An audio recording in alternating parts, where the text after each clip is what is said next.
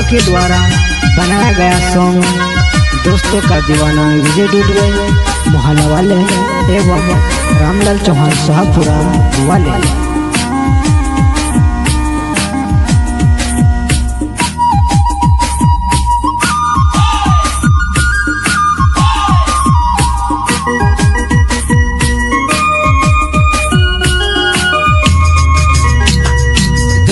साल से बचल पड़लो हेने पुराई सिवा दूसरी ने देख देलू दोस्त हो ये रिश्तो आवे को है मारे साथ बात करतनी को है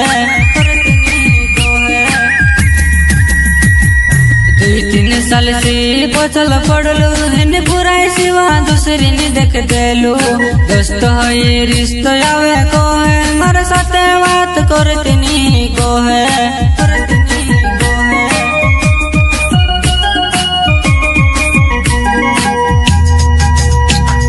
में भी काई करो रे मारा दोस्त ये पूरा रिश्तो आवे कोई दे धीरे आवे कोई दे धीरे। में भी काई करो रे मारा दोस्त ये पूरा रिश्तो आवे कोई दे धीरे आवे कोई दे धीरे। इन्हें पूरा काजे देख लो मत रे मारा दिल में तोर तोर कर रे पूरा काजे देख लो मत रे मारा दिल में तोर तोर कर रे। बहुत बोलने वाला इंसान अगर चुप हो जाए तो समझ लेना सेनानी चोट बहुत गहरी लगी होगी।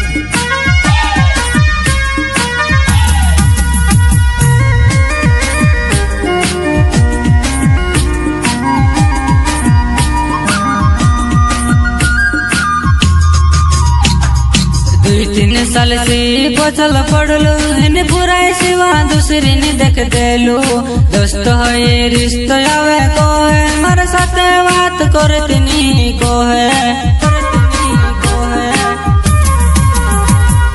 2-3 साल से बचल पड़लो हेने पुराई सिवा दूसरी ने देख देलू दोस्त हो ये रिश्तो आवे को है मारे साथ बात करतनी को है। प्यार हो जाई दिनी बुलाए ये दोस्त हो ये पूरा नहीं समझे रे ये प्यार हो जाई दिनी बुलाए ये दोस्त हो ये पूरा नहीं समझे रे।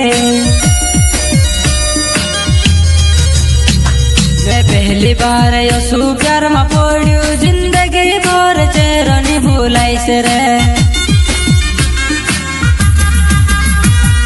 पहली बार यसु प्यार में पड़ू जिंदगी भर चेरनी भुलाई से रे।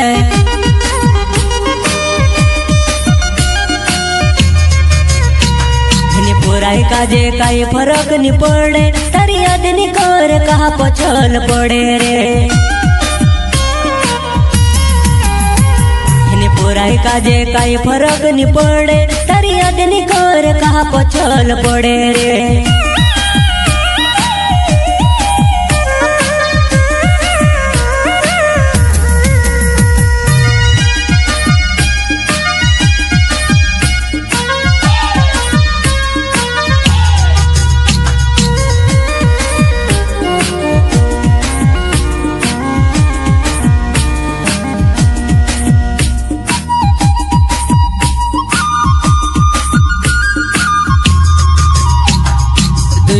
साल से बचल पड़लो हेने पुराई सिवा दूसरी ने देख देलू दोस्त हो ये रिश्तो आवे को है मारे साथ बात करतनी को है।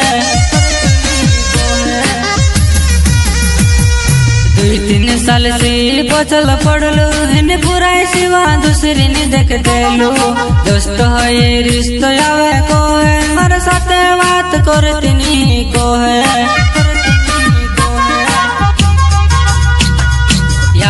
यादो में पागल होइजू मैं दाड़ी दारू नशा मारो रे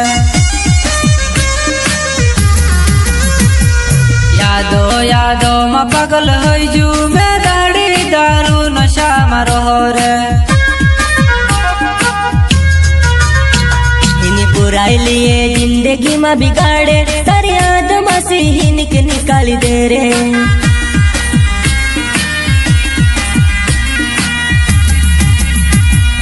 बुराई लिए जिंदगी में बिगाड़े तारी याद मसीही निकाली दे रे।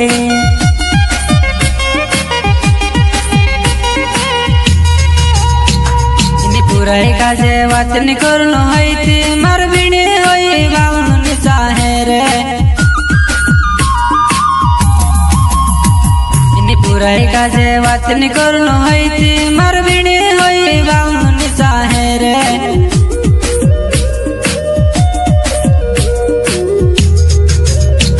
भाई तू भी सुधरी जा रे मारा दोस्त, ये बुराई तुझसे प्यार में पागल करे रे। भाई तू भी सुधरी जा रे मारा दोस्त, ये बुराई तुझसे प्यार में पागल करे रे।